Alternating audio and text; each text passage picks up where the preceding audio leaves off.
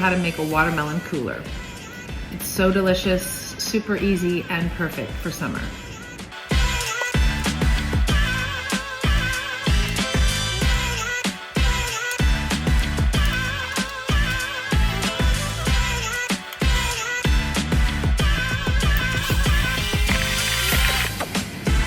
I'm gonna add a little bit of lime just to give it a little flavor, but I'm gonna take the skin off because I don't want the bitterness of the skin. I'm only gonna put half of this in there. The next important part is to strain it through our nut milk bag to get rid of all the pulp and the seeds. You can see all the stuff that was left behind after the juice.